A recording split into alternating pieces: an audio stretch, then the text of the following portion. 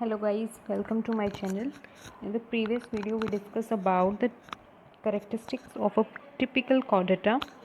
So in today's videos we'll discuss about the chordata and its classification. So as we learned yesterday, what are chordates? Chordates are the animals in which notochord is present in any stage of their lifespan. So here I also want to mention that chordates are bilaterally symmetrical. It means they can be cut into two equal halves. Triploblastic. Triploblastic means they have three germ layers, means endoderm, ectoderm and mesoderm. Coelomate means they have coelom in the mesoderm. With organ system level of organization, organ system level means the initial or the simplest level of organization is the cellular level. The cells make tissues and tissues makes organs and organs make organ system. So the chordates have organ system level of organization. Craniate.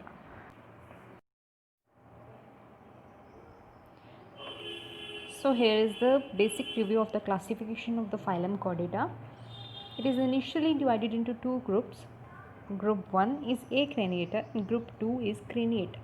What does the word Acraniata suggest? From the word itself it is understood that Acraniata means something or organisms or group that does not have cranium or without cranium, and the other group Craniata, those have cranium. What does the cranium means? Cranium is the topmost part of the skull that protects the brain. So the Acraniata can be also called as Protochordata. It is subdivided into two subphylums that are Urochordata and Cephalochordata. And the other group Craniata or Euchordata or higher chordates, it is divided into subphylum Vertebrata.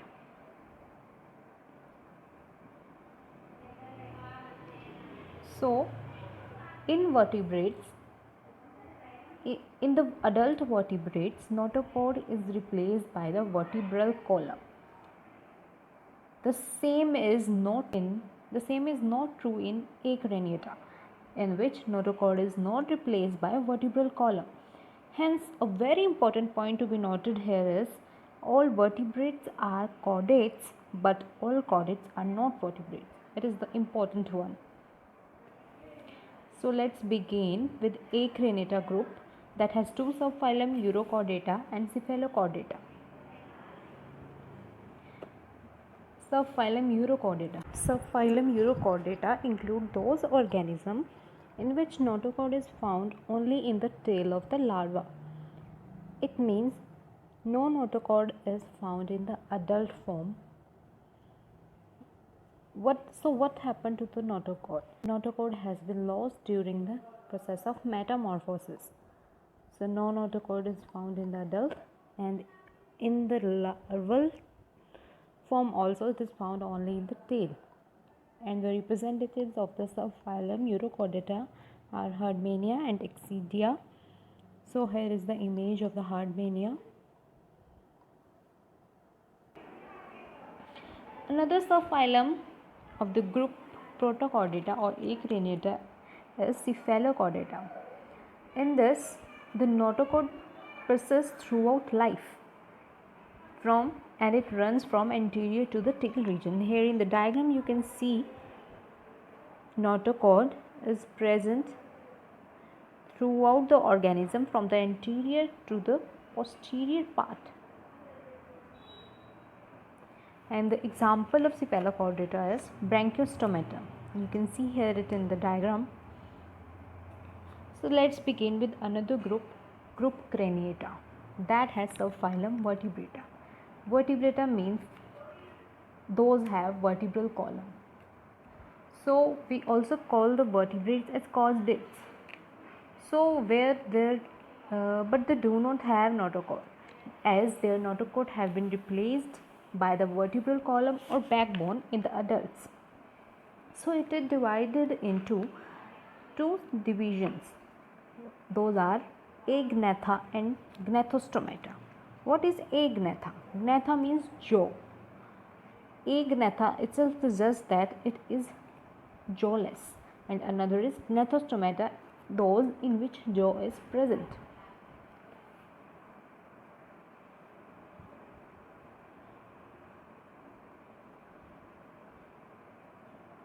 So let's start with those that are jawless. So this division includes two classes. First is Ostracodermi. These are the extinct members of this class, and why they are called so, Ostracodermi. It means their body was covered by a protective covering made up of the hard scales, but they no longer exist. They are extinct one. The other class is class Cyclostomata, jawless false fishes,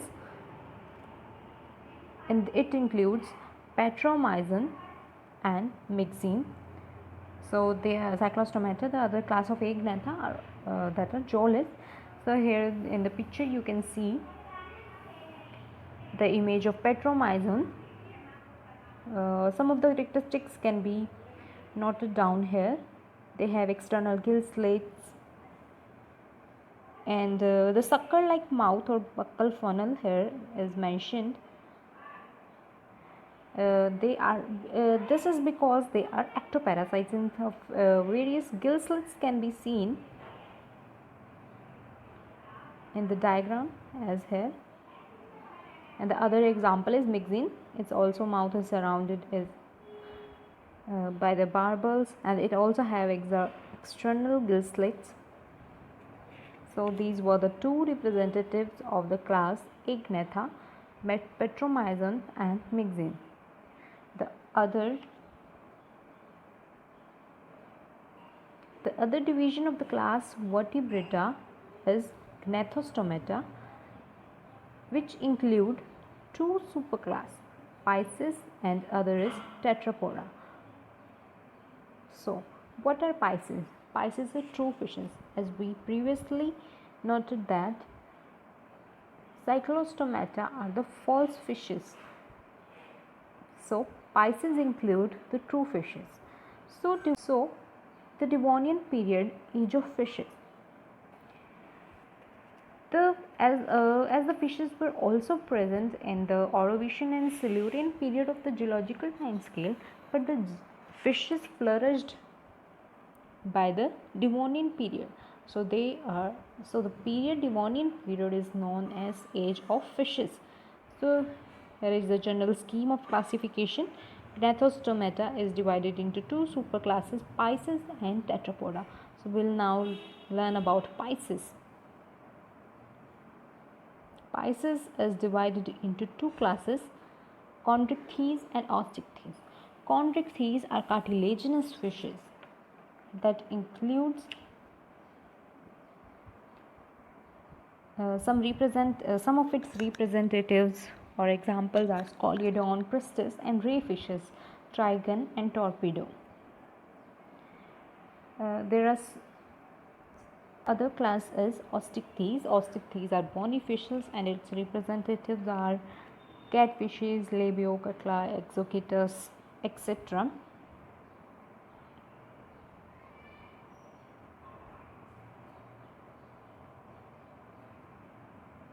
So now let's go to the superclass Tetrapoda.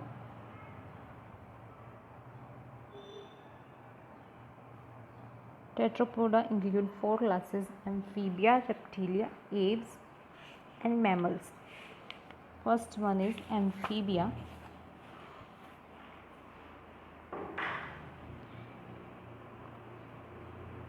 Class amphibia include those organisms or animals. Class amphibia include those animals which can live both underwater or on the land, and they are cold-blooded animals. What does the cold-blooded means? Which means they cannot regulate their body temperature. So to prevent themselves from extreme cold or extreme heat or unfavorable conditions, they undergo hibernation and aestivation. Hibernation is the winter sleep and aestivation is summer sleep. So what does the class amphibia includes? It includes frogs, toads, and salamanders. Another class is Reptilia. Reptilia includes those organisms that are creeping or crawling, means they have creeping or crawling mode of locomotion. They are also cold-blooded animals, and reptiles were the first successful terrestrial vertebrates, means they are not aquatic anymore. They are first successful terrestrial vertebrates, but some are found in aquatic habitat also. So we can make a comparison here. In the class Amphibia, the body division is as head and trunk only, but in reptiles the body division is head, neck, trunk and tail.